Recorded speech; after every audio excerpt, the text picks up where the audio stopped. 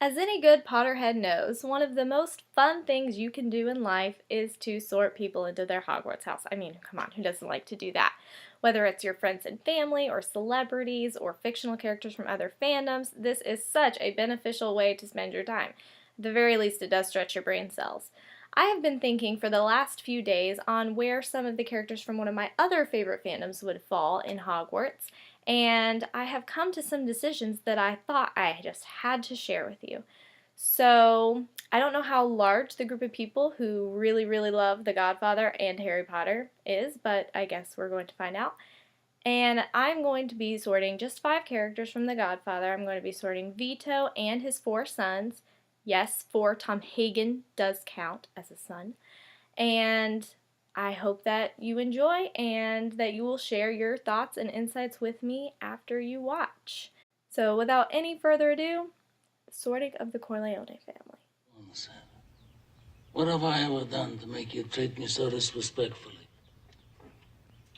If you'd come to me in friendship, then the scum that ruined your daughter would be suffering this very day. And if by chance an honest man like yourself should make enemies, then he would become my enemies. And then they would fear you. Vito Corleone, the Godfather himself, is obviously a Slytherin. But unlike some of the other Slytherins that we have come to know and love and sometimes hate, Vito is a prime example of a Slytherin who uses his ambition and power to help others. Okay, in addition to himself, but still.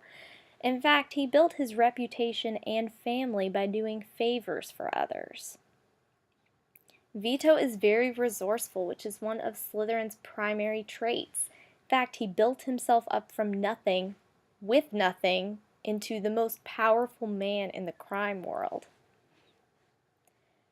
Whereas a Gryffindor's first instinct might be to jump into a situation with guns blazing, see Sonny Corleone in a few minutes, a Slytherin's first instinct might be to make him an offer he can't refuse.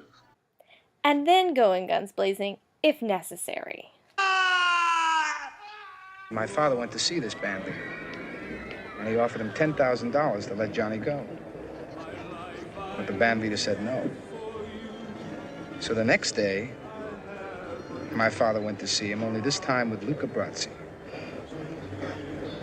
And within an hour, he signed a release for a certified check of $1,000.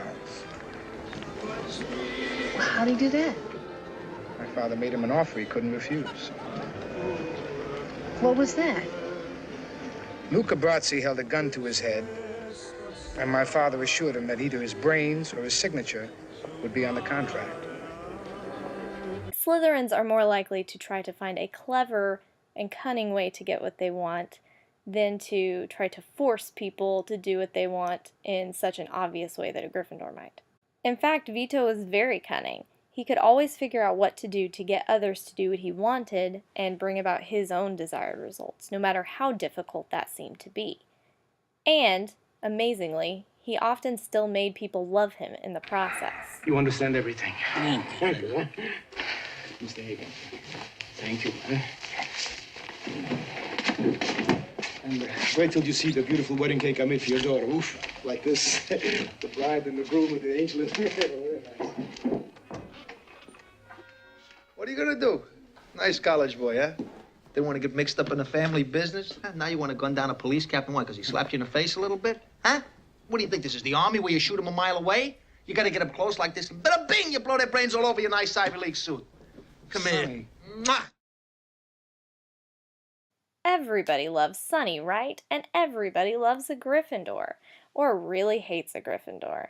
And Sonny had that same effect. Sonny was the stereotypical brave to the point of recklessness Gryffindor. This ended up getting him killed, in fact.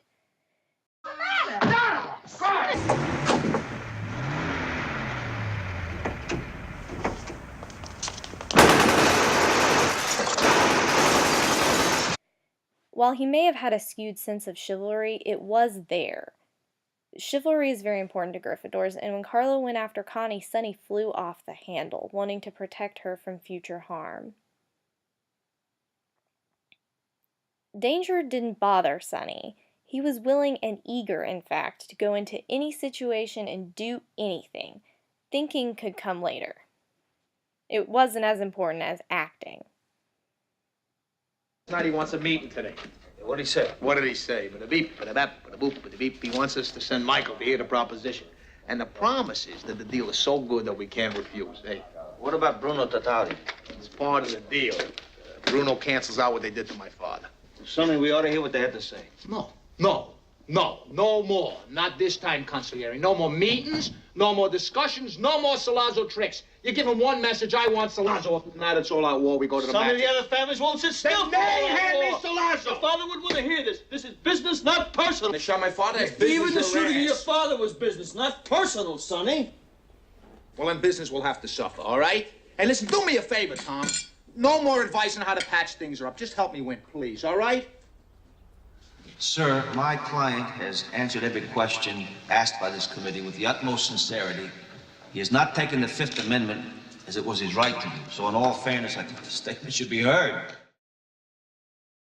Tom Hagen, the consigliere, is, I have decided, a Hufflepuff. Unlike Vito and Sonny, Tom was a little bit harder for me to decide about, but I will give you my reasons for why I've chosen Hufflepuff for Tom. I was considering putting him in Ravenclaw. He's obviously very intelligent, but the fact that he went through law school not only shows intelligence, but also it shows how hard he worked, which is a very important Hufflepuff trait. And presumably, the reason he became a lawyer in the first place was to help the family, which points to loyalty, another important Hufflepuff trait. Tom was always around to help and never seemed to think of himself or his own interests. He was content with his role and wanted to do anything and everything to help the family. The fact that Vito was his father and Michael and Sonny and Fredo were his brothers was an extremely important thing to Tom and brought up more than once. If your father dies, you make the deal, Sonny. You know, it's easy for you to say, Tom. He's not your father. I was as much a son to him as you or Mike. There's a lot I can't tell you, Tom. I know that's upset you in the past. Yeah. So you felt it was because of some lack of trust or confidence. But it's because I admire you and I love you that I kept things secret from you. That's why at this moment you're the only one I can completely trust. Fredo, he's got a good heart. But he's weak, and he's stupid, and this is life and death. Tom, you're my brother.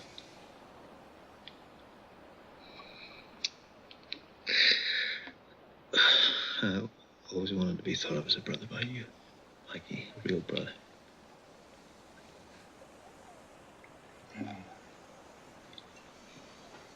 One of the defining moments for me in choosing Hufflepuff for Tom, again pointing to loyalty, was that the main time I remember him getting upset in the movies was when Michael told him that he was out and he didn't understand why. Tom Hagen's no longer consigliere. He's going to be our lawyer in Vegas. That's no reflection on Tom, but that's the way I want it. Besides, if I ever need help, who's a better consigliere than my father? And that's it.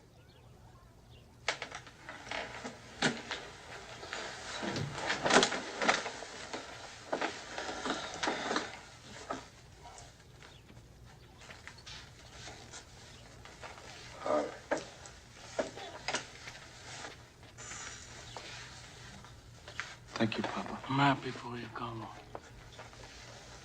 Mike, why am I out? You're not a wartime consigliere, Tom. Things may get rough with the move we're trying. Tom.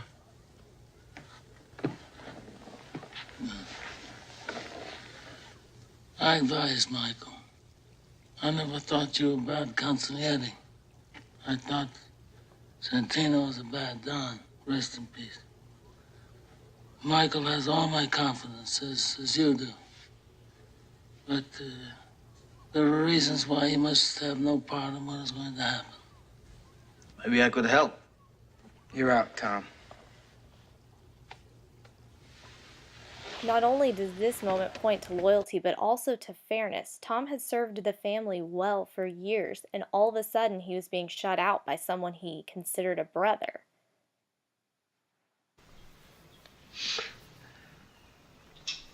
Why do you hurt me, Michael? I've always been loyal to you. I mean, what is this? Bueno. Allora, tu stai? Sì, io stai. Bene. Now, what is it that you want me to do? Now, Mama used to tease me. She'd say, you don't belong to me. You were left on the doorstep by gypsies. Sometimes I think it's true. You're no gypsy, Claire. Believe it or not, I have placed Fredo in Gryffindor. This was a very difficult decision for me.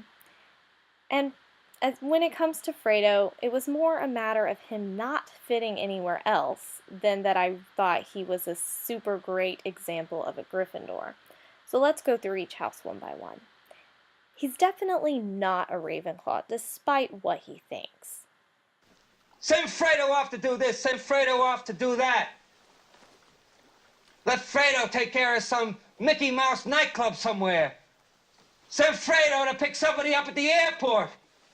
I'm your older brother, Mike, and I was stepped over. That's the way Pop wanted it. It ain't the way I wanted it. I can handle things. I'm smart. Not like everybody says. Like dumb, I'm smart, and I want respect. His complete and utter betrayal of Michael would imply strongly that he's no Hufflepuff. I know it was you, Fredo. You broke my heart. You broke my heart.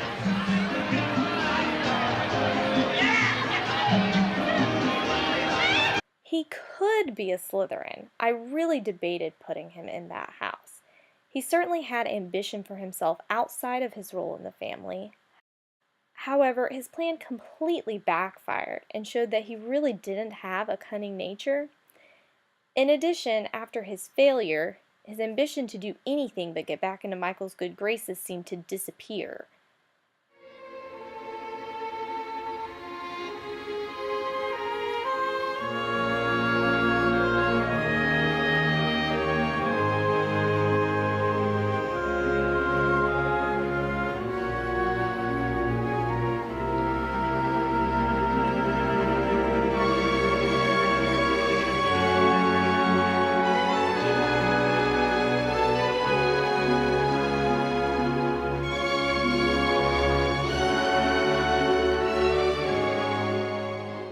As a matter of fact, that plan ended up being pretty stupid, right? And what's often referred to as being on a fine line with stupidity. Bravery, a Gryffindor trait. Fredo was taking a pretty big risk after all in what he did. In fact, Fredo sort of reminds me of another Gryffindor who took a stupid risk and ended up betraying his friends in a plan that went farther than he probably meant it to in the beginning. Peter Pettigrew.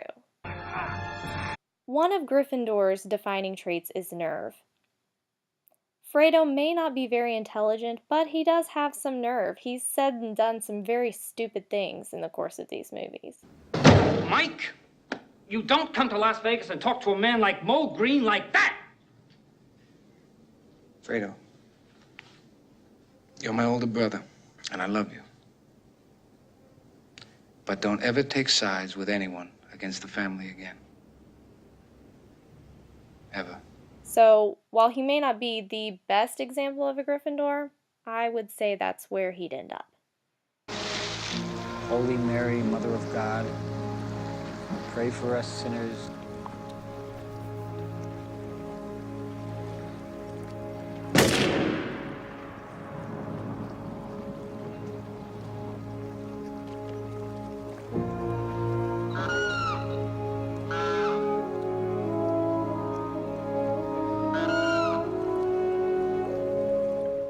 Just consider this, Michael. That's all. Just consider it. Now, Roth and the Rosados are on the run. Are they worth it? And are they strong enough? Is it worth it? I mean, you've won. You want to wipe everybody out? I don't feel I have to wipe everybody out, Tom. Just my enemies. That's all.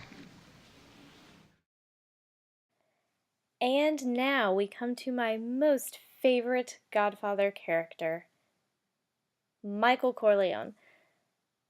I did put him in Slytherin, but it was not the easiest decision. I didn't feel like it was as cut and dry as it was with Vito. But I did end up putting him there, so let's look at why. Michael was willing to get into the family business, not only because of loyalty, but also because he saw the potential for success in that field. It's very clear in the movies that he is realizing through protecting his father that he is actually good at the family business, and it's widely agreed that that is one of his reasons for joining it. He realized that he could remain calm under pressure and make quick decisions. Yes, his intelligence could potentially be a Ravenclaw trait, and I very strongly debated with myself about whether I should put him in Ravenclaw or Slytherin because he is just so smart. But look at how he used his intelligence. It wasn't just as a means to itself, it was a means to an end. He used his methodical and strategic mind in a cunning way to aid his own ambition. Very Slytherin. He saw he was needed as a leader, both in the Salazzo situation and after Sonny died and he came back from Sicily, and he jumped on those opportunities knowing he could do the job. First time for revenge, and second time for becoming the head of a powerful family. Don Corleone.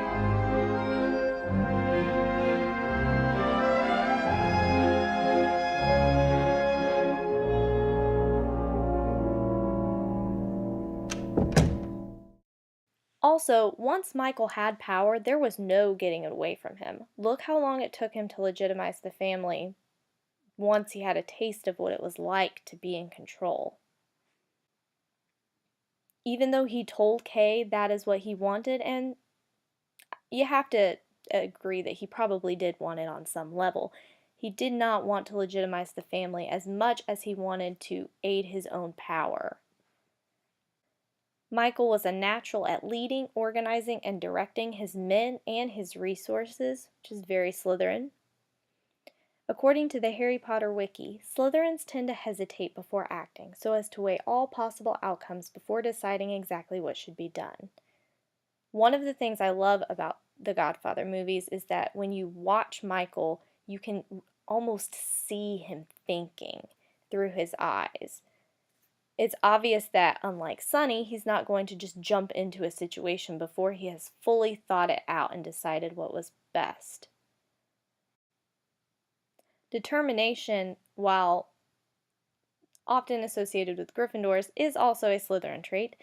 And how many times do we see Michael refuse to let something go? Kay had a miscarriage. She lost the baby.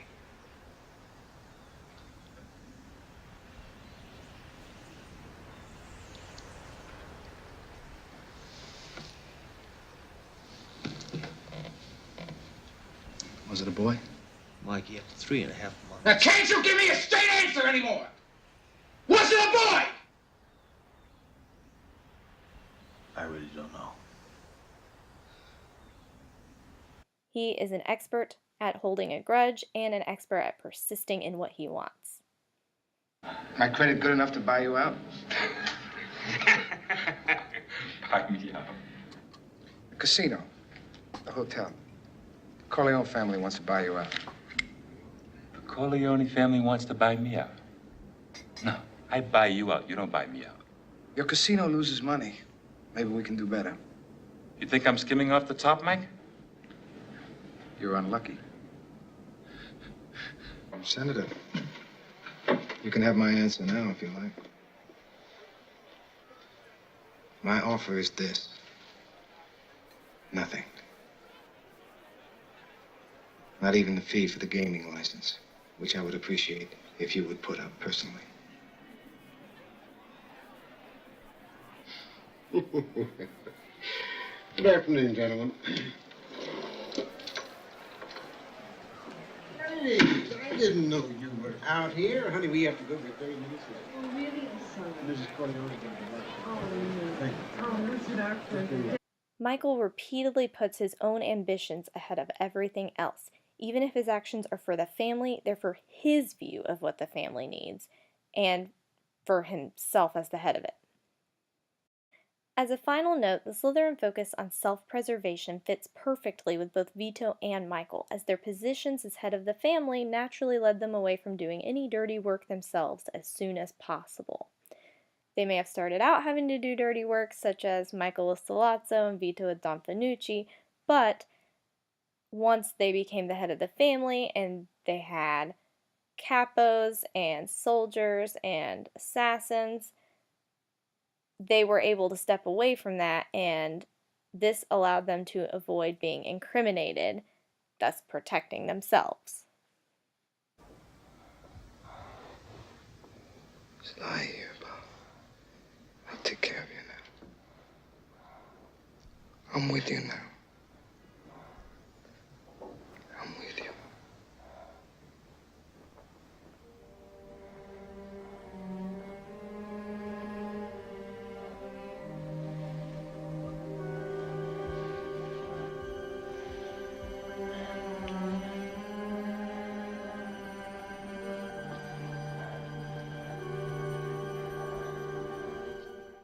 And there you have it. I hope that even if you didn't agree with all of my decisions and reasonings, that you at least had a good time watching and listening. And like I said at the beginning, please leave a note in the comments below telling me your opinions and if you disagree, why, or if you agree, why, if you have ideas for sorting other characters from The Godfather, what those would be. We gotta get some Ravenclaws in there, guys, so gotta help me. And thanks for watching!